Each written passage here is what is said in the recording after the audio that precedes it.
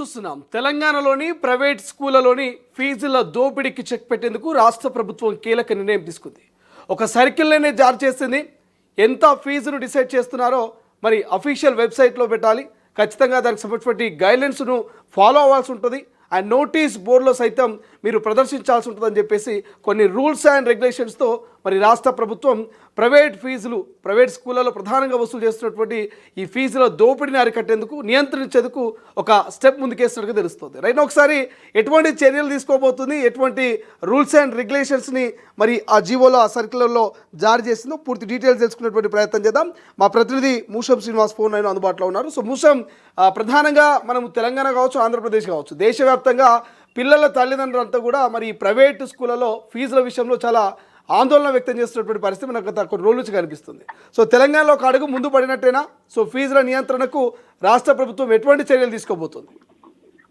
శ్రీశైలం, మనం ప్రతి సంవత్సరము ఏదైతే విద్యా సంవత్సరం ప్రారంభం అవుతా ఉంటుందో ఎకనామిక్ ఇయర్ స్టార్టింగ్ సందర్భంలోనే చాలా వరకు ఫీజులకు సంబంధించినటువంటి గొడవలను మనం చూస్తూ ఉంటాం. ముఖ్యంగా ప్రైవేటు స్కూల్ యాజమాన్యాలు, ప్రైవేటు కళాశాలకు సంబంధించినటువంటి యాజమాన్యాలు విచ్చలవిడిగా ఫీజులను పెంచడమే దీనికి సంబంధించినటువంటి గొడవకు దారితీస్తూ ఉంటుంది. ఫీజుల నియంత్రణ చట్టం అమలు కాకపోవడం ఒకవైపు, మరొక వైపు పేరెంట్స్ కమిటీలు పలుమార్లు ఇప్పటికే ముఖ్యమంత్రిని, అలాగే తెలంగాణ రాష్ట్ర ప్రభుత్వంలో ఉన్నటువంటి మంత్రులందరికీ కలిసి కూడా చెప్పుకున్నటువంటి సందర్భాలు కూడా మనం చూసాం. ఇక ప్రభుత్వం నుంచి నేడు ఒక కీలకమైనటువంటి సర్కులర్ అయితే వచ్చిందని చెప్పుకోవచ్చు. రాష్ట్రంలోని మొత్తం 12,000 పాఠశాలలన్నింటిలో కూడా, ప్రైవేట్ పాఠశాలలన్నింటిలో కూడా ఆయా పాఠశాలలో ఎంత ఛార్జ్ చేస్తా ఉన్నారు, ఒకటో తరగతి నుంచి 10వ తరగతి వరకు ఎంత ఛార్జ్ చేస్తా ఉన్నారు అనేది పూర్తి స్థాయిలో దాన్ని తీసుకొచ్చి నోటీస్ బోర్డులో అంటించాలి. ఒకవేళ నోటీస్ బోర్డులో అంటించని ఎడల ఆ పాఠశాల పైన షోకాజ్ నోటీస్ కు ఇచ్చేటువంటి అవకాశం ఉంటుందనేటువంటి విషయాన్ని ప్రభుత్వం అయితే స్పష్టం చేసింది. గతంలో ప్రభుత్వం నిర్ణయించినటువంటి ఏదైతే ప్రైమరీ ఎడ్యుకేషన్ కు 9,000 రూపాయలు, అలాగే హైయర్ ఎడ్యుకేషన్ కి సంబంధించి అంటే 10వ తరగతి వరకు 13,000 రూపాయలు నిర్ణయించిన దానికి సంబంధించినటువంటి విషయంలో ఇప్పటికే ఆ బిల్ అయితే ఇంకా పాస్ కాలేదు. దానికి సంబంధించి ప్రైవేట్ స్కూళ్ల యాజమాన్యాలు హైకోర్టుకు పోయిన విషయం అందరికి తెలిసిందే. ఇక అది అలా పక్కన పడినటువంటి నేపథ్యంలో కనీసం ఫీజులను నియంత్రించడానికి ఒక ఆలోచన చేసినట్టుగా మాత్రం మనకైతే తెలుస్తా ఉంది. పూర్తిగా అంటే ప్రైవేటు స్కూల్ యాజమాన్యాలు ముఖ్యంగా ఫీజులకు సంబంధించినటువంటి విషయంలో చాలా రకాలైనటువంటి వాటిని విద్యార్థుల తల్లిదండ్రుల పైన మోపేటువంటి ప్రయత్నం చేస్తూ ఉంటాయి. ముఖ్యంగా పుస్తకాల పేరు మీద, డ్రెస్ల పేరు మీద, వివిధ రకాలైనటువంటి ఎక్స్ట్రా కరిక్యులర్ యాక్టివిటీస్ పేరు మీద, స్కూల్ డెవలప్మెంట్ ఫండ్ అని చెప్పేసి ఇట్లా చాలా రకాలైనటువంటి పేర్ల మీద మొత్తానికి జేబులు జిమ్మా చేసేటువంటి ఆ పరిస్థితిని నియంత్రించడానికి అయితే ప్రభుత్వం పూనుకున్నారని చెప్పుకోవచ్చు. అందులో భాగంగానే నేడు ఆయా స్కూళ్లలో ఎంత ఫీజును వసూలు చేస్తా ఉన్నారనేది పూర్తి స్థాయిలో నోటీస్ బోర్డులో పెట్టాలి. దాంతో పాటుగా ప్రభుత్వ వెబ్సైట్లలో కూడా, ప్రభుత్వ పోర్టల్ ఏదైతే ఉంటుందో దానిలో కూడా అప్లోడ్ చేయాలని చెప్పేసి అయితే ఆలోచించింది. దాని ప్రకారంగా కాకుండా ఏదైనా ఎక్కువ డబ్బులు కనుక తీసుకున్నట్టే దానిపైన ఖచ్చితంగా విద్యార్థుల తల్లిదండ్రుల నుంచి వెళ్ళి ఫిర్యాదులు తీసుకునేటువంటి అవకాశం అయితే లేకపోలేదు. ఖచ్చితంగా ఒక నియంత్రణకు అయితే అవకాశం ఉంటుంది అనేటువంటి ఆశాభావాన్ని అయితే విద్యార్థుల తల్లిదండ్రులు అయితే వ్యక్తం చేస్తున్నటువంటి పరిస్థితి. దీనికి సంబంధించి గతంలో కూడా ముఖ్యమంత్రి స్పష్టంగా చెప్పడం జరిగింది. విద్యార్థులకు సంబంధించినటువంటి విద్యనే పూర్తి స్థాయిలో కమర్షియల్ చేశారు, విచ్చలవిడిగా డబ్బులు వసూలు చేస్తా ఉన్నారంటూ అటు ఇంజనీరింగ్ కళాశాలకు సంబంధించినటువంటి యాజమాన్యాలను హెచ్చరిస్తూనే దాంతో పాటుగా పూర్తిగా విద్యా సంస్థలన్నింటికి కూడా ఒక హెచ్చరిక జారీ చేసినటువంటి సందర్భాన్ని మనం గతంలో చూసాము. స్వయంగా ముఖ్యమంత్రి విద్యాశాఖ మంత్రిగా కొనసాగుతా ఉన్నారు కాబట్టి దాన్ని ఈసారి ఫీజుల నియంత్రణ ఇంప్లిమెంట్ చేసేటువంటి అవకాశాన్ని అయితే తీసుకున్నట్టుగా మాత్రం తెలుస్తా ఉంది. మరి దీనికి సంబంధించి ఇప్పటికైతే ప్రైవేట్ స్కూల్ యాజమాన్యాల నుంచి ఎలాంటి రిప్లై మాత్రం రాలేదు. కనీసము మరి నోటీస్ బోర్డులో దానికి సంబంధించినటువంటి అప్డేట్ చేస్తారా, దాంతో పాటుగా ప్రభుత్వ పోర్టళ్లలో దీనికి సంబంధించి పూర్తిగా అప్లోడ్ పెట్టి దానికి అనుగుణంగానే డబ్బులు వసూలు చేస్తారా, లేదు అంటే గతంలో మాదిరిగానే యథేచ్ఛగా విద్యార్థుల తల్లిదండ్రుల జేబులను గుల్ల చేసేటువంటి ప్రయత్నం చేస్తారా అనేది మూషం ప్రధానంగా ఇప్పటికే రాష్ట్ర ప్రభుత్వం క్లియర్గా చెప్తుంది. ఏ ప్రైవేట్ స్కూల్లో కూడా ఇటు పాఠ్య పుస్తకాలు కావచ్చు, డ్రెస్సులు కావచ్చు, లేకపోతే టై, బెల్ట్ ఇట్లాంటివి ఏవి కూడా ఏ పాఠశాల స్కూళ్ళలో కూడా అమ్మొద్దు. బలవంతంగా పేరెంట్స్పై రుద్దొద్దని చెప్తా ఉంది. దానికి సంబంధించి కూడా స్ట్రిక్ట్గా ఫాలో అయ్యే ప్రయత్నం చేస్తుంది. అయినా కొన్ని స్కూళ్ళల్లో బలవంతంగా పుస్తకాలు కొనాల్సిందే, అడ్మిషన్ క్యాన్సిల్ చేస్తాం, బట్టలు కొనాల్సిందే, బూట్లు కొనాల్సిందే అంటూ ఒక వాళ్ళ వ్యవహారశైలి ఇంకా కనిపిస్తున్నది. సో యాస్టీస్గా ఇప్పుడు ఈ ఫీజుల నియంత్రణ అనేది కూడా సో పక్కా అమలయ్యేటువంటి అవకాశం ఉందా? కొన్ని ప్రైవేట్ స్కూళ్ళు దీన్ని పాటించేటువంటి ఛాన్స్ ఉందా? ఒక ఉపశమనం కలిగే ఛాన్స్ ఉందా పేరెంట్స్కి? శ్రీశైలం ఇప్పటికే జూన్ 12వ తారీఖు నుంచి ప్రారంభమైనటువంటి స్కూళ్ళలో ఇప్పటికే అన్ని రకాలుగా మీరు చెప్తున్నటువంటి కనీ విత్ బ్యాగ్ తో పాటుగా ఇచ్చేటువంటి స్కూల్ కూడా కొన్ని ఉన్నాయి. పుస్తకాలు అనే కాదు, నోట్ బుక్స్ అనే కాదు, విత్ బ్యాగ్స్ కూడా, విత్ టై, బెల్ట్, షూ తో సహా అన్ని కూడా, స్కూల్ డ్రెస్ తో సహా అన్ని ఇచ్చేటువంటి స్కూల్ కూడా కొన్ని లేకపోలేదు. అవిటిపైన కూడా భారీగా దంద నడుస్తూ ఉంటుంది. ఇప్పటికే తల్లిదండ్రులు పూర్తి స్థాయిలో దానికి సంబంధించినటువంటి అమౌంట్ అయితే చెల్లించడం అయితే జరిగింది. దాదాపు మనం ఇప్పుడు ఆగస్టు 2వ వారం దగ్గరలో ఉన్నాం కాబట్టి ఇప్పటికే మనం అనుకున్నటువంటి అవన్నీ కూడా పూర్తి అయిపోయి ఉండొచ్చు అని చెప్పేసి సమాచారం అయితే వస్తా ఉంది. ఎంతో కొంత మేలు జరిగితే 2వ టర్మ్ 3వ టర్మ్ కి సంబంధించినటువంటి విద్యా సంవత్సరానికి సంబంధించినటువంటి ఫీజుల విషయంలో మాత్రం ఎంతో కొంత మేలు అయితే జరగడానికి అవకాశం ఉంటుంది. దానికి సంబంధించినటువంటి విషయంలో నవీన్ నికోలస్ ఇచ్చినటువంటి విద్యాశాఖ డైరెక్టర్ ఇచ్చినటువంటి ఆ యొక్క సిఫార్సులన్నింటినీ మరి ఖచ్చితంగా అమలు చేస్తారా, చేయరా, లేదు అంటే గతంలో మాదిరిగానే వదిలేస్తారా అనేది కూడా ఒక ప్రశ్నగానే మిగిలింది. ఇప్పటికైతే డిఈఓలకు దీన్ని అప్పచెప్పినటువంటి తెలంగాణ రాష్ట్రంలో చూసుకున్నట్టయితే ఉంటే 33 జిల్లాలకు సంబంధించి కేవలం 6 పర్మనెంట్ డిఈఓలు ఉన్నారు. మిగిలిన వాళ్ళందరూ కూడా డిప్యుటేషన్ పైన లేకపోతే ఎక్స్ట్రా వర్క్ కిందనో దాన్ని అయితే చేస్తున్నటువంటి పరిస్థితి. మొత్తం మీద ఇది గంతుకు ఇంప్లిమెంట్ అయ్యేటువంటి అవకాశం తక్కువ కనబడుతున్నప్పటికీ కూడా ఎంతో కొంత ఉపశమనం కలుగుతుందన్నటువంటి ఆశాభావాన్ని అయితే విద్యాసంస్థ వ్యక్తం చేస్తున్నటువంటి సందర్భంలో చూస్తా ఉన్నాం. Right, thank you Musham, thanks for update. ఇది మొత్తం మీద సో ఏదైతే ఫీజుల నియంత్రణకు సంబంధించి ఒక రాష్ట్ర ప్రభుత్వం ఒక అడుగు ముందుకేసిందని చెప్పుకోవచ్చు. ప్రధానంగా రాష్ట్రంలోని ప్రైవేటు విద్యా సంస్థలు విచ్చలవిడిగా అధిక మొత్తంలో ఫీజులు వసూలు చేస్తున్నటువంటి ఫిర్యాదులు వస్తుండడంతో విద్యాశాఖ అలర్ట్ అయిందని చెప్పుకోవచ్చు. సో రాష్ట్రం మొత్తానికి అమలయ్యేలా కొత్త సర్క్యులర్ జారీ చేసింది. అన్ని ప్రైవేట్ విద్యా సంస్థలు, ఆన్ ఎయిడెడ్ పాఠశాలలు తప్పనిసరిగా పాలక మండలి సభ్యుల సంతకాలతో ఫీజుల నిర్ణయాన్ని డాక్యుమెంట్ రూపంలో తమ సొంత వెబ్సైట్తో పాటు ప్రభుత్వ పోర్టల్లో అప్లోడ్ చేయాలని ఆదేశించింది. అలాగే పాఠశాల నోటీస్ బోర్డులో ఫీజుల పట్టికను ప్రదర్శించాలని స్పష్టం చేసింది.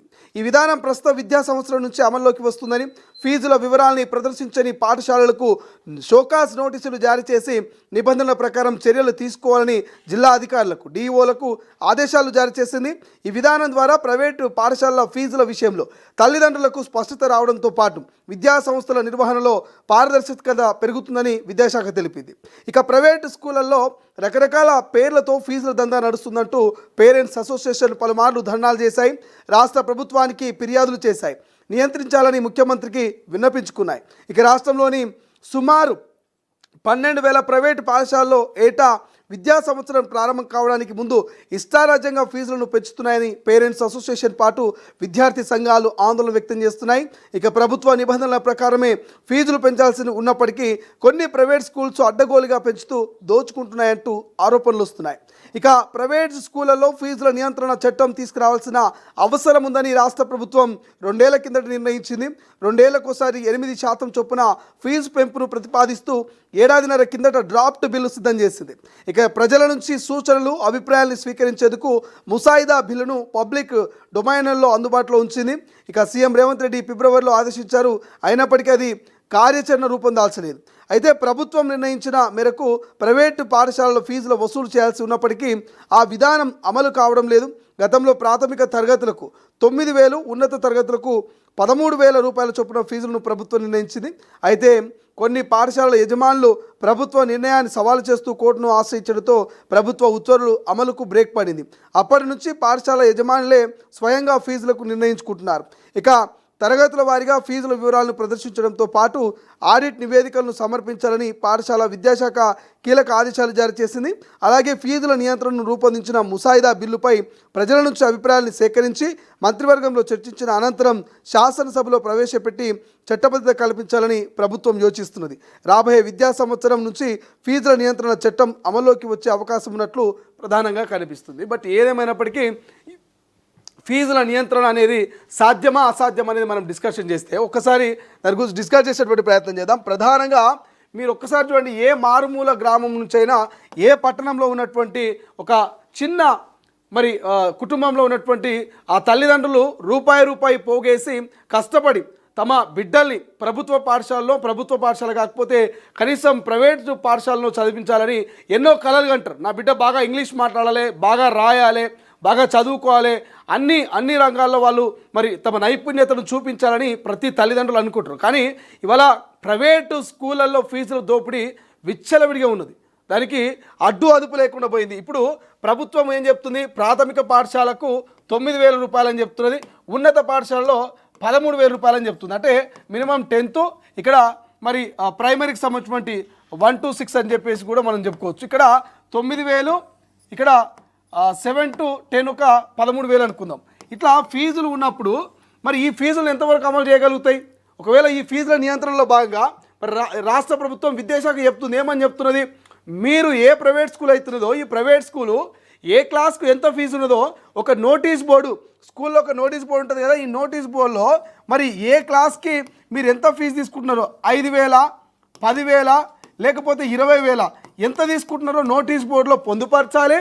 అండ్ మరి మీ స్కూల్కి సంబంధించినటువంటి పోర్టల్లో ఆ వివరాలను ఇవ్వాలి. గవర్నమెంట్కి సంబంధించినటువంటి ఎడ్యుకేషన్ పోర్టల్లో కూడా పూర్తి సమాచారం ఇవ్వాలి.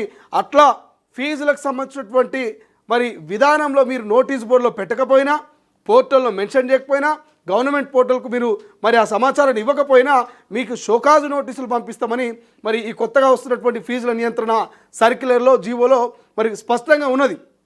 బట్ ఎంతవరకు ఈ స్కూళ్ళు దీన్ని పాటిస్తాయి?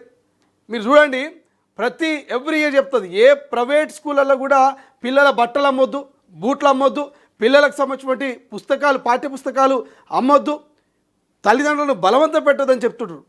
వాటి మీద ఎప్పటికప్పుడు డిస్ట్రిక్ట్ సంబంధించినటువంటి డిఓలు, ఇతర విద్యాశాఖకు సంబంధించిన అధికారులు తనిఖీలు చేస్తుంటారు. కానీ ఎంతవరకు అవి మరి పారదర్శకంగా జరుగుతున్నాయి తనిఖీలు? ఇప్పటికీ కొన్ని ప్రైవేట్ స్కూళ్ళల్లో ఎవరు మమ్మల్ని ఏం చేయలేరని యథేచ్ఛగా మరి పాఠ్య పుస్తకాలు అమ్ముతున్నారు, బట్టలు అమ్ముతున్నారు, బూట్లు అమ్ముతున్నారు, టై అమ్ముతున్నారు, ఇంకా ఎక్స్ట్రా యాక్టివిటీస్ పేరు మీద ఇక తల్లిదండ్రులు రక్తం తాగుతున్నారు.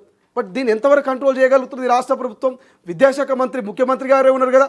ఎంతవరకు ఏ ప్రైవేట్ స్కూల్లో మీరు పాఠ్య పుస్తకాలు అమ్మకుండా, స్కూల్లో మరి బూట్లు టైలు అమ్మకుండా మీరు కంట్రోల్ చేయగలుగుతున్నారు? కొన్ని స్కూళ్ళు దొంగచాటున ఆ స్కూలు పక్క గాలిలో వెనక గాలిలో ఒక దందాన్ని తెరిచి తల్లిదండ్రులు కొంటేనేమో కొనాలి, లేకపోతే మీ అడ్మిషన్కి ఆశలు చేస్తాం, ఇట్లా బ్లాక్మెయిల్ చేసి మరి పిల్లల తల్లిదండ్రుల చేత వేలకు వేల రూపాయలు, అరే కోటికో లేకపోతే ఏదైనా బుక్ స్టార్కో పోతే మరి ఈ స్టేషనరీలో 5 రూపాయలకు 10 రూపాయలకు దొరికేటువంటి ఐటమ్ను వాళ్ళు 100-200లకు అమ్ముతున్నారు. 100 రూపాయలకు దొరికే ఒక బుక్ని, నోట్ బుక్ను వాళ్ళు 500-1000 రూపాయలకు కూడా అమ్ముతున్నారు. ఇష్టారాజ్యం అయిపోయింది. ఇష్టం ఉంటే ఉండుండి, లేకపోతే పోండి, కానీ కొని తీరాల్సిందే. అరే ప్రభుత్వమే చెప్తుందిరా నాయన, ఇట్లా దందా చేయొద్దు స్కూళ్ళల్లో అని. దందా చేస్తే మీ మీద చర్యలు ఉంటాయి, పుస్తకాలు అమ్ముతా లేకపోతే షూ అమ్మినా, టై అమ్మినా, బట్టలు అమ్మినా మీ మీద చర్యలు ఉంటాయని చెప్పినా కూడా ఏ మమ్మల్ని ఎవరు, మేము అందరినీ మేనేజ్ చేస్తాం అని చెప్పేసి ఇష్టారాజ్యంగా కొన్ని స్కూళ్ళు యథేచ్ఛగా మరి తమ వ్యాపారాలని చేస్తూ ఉన్నాయి. విద్యార్థి నాయకులు కొట్లాడుతున్నారు. ఎప్పటికప్పుడు కొన్ని విద్యా సంస్థల్లో జరుగుతున్నటువంటి, కొన్ని ప్రైవేట్ స్కూళ్ళల్లో జరుగుతున్నటువంటి ఈ యొక్క వ్యాపారాన్ని బట్టబయలు చేస్తున్నారు. అయినా అధికారులు కొంతమంది నిమ్మకు నీరెత్తినట్టు చూసి చూడనట్టు వదిలేస్తున్నారు. సో ఇటువంటి విద్యా వ్యవస్థలో మరి మార్పు వచ్చే అవకాశం ఉందా? తల్లిదండ్రులకి ఫీజుల నియంత్రణ పక్కా అమలైతే ఎంత ఉపశమనం ఉంటుంది? ఈ ఉచిత పథకాలు కూడా అవసరం లేదు. తమ పిల్లలకు విద్యలో మరి వీళ్ళకు ఒక ఫీజుల నియంత్రణ తీసుకొచ్చినా, ప్రభుత్వ పాఠశాలలో పూర్తి స్థాయి నాణ్యమైన విద్యను అందించినా మరి ఇక అంతకంటే ఇంకెక్కువ ఏం లేదు. బట్ చూద్దాం, ఇది నిజంగా చట్టసభలో దీని మీద డిస్కషన్ జరుగుతుందా? ఎంతవరకు చట్టసభలో దీనికి ఒక సెక్యూర్ జీవోను జారీ చేసి ఒక సెక్యూర్ను కల్పించబోతారు? ఇది ఎంతవరకు ప్రైవేట్ పాఠశాలలు అమలు చేస్తాయి, నోటీస్ బోర్డులో ఫీజుల వివరాలని పెడతాయి, భవిష్యత్తులో చూద్దాం.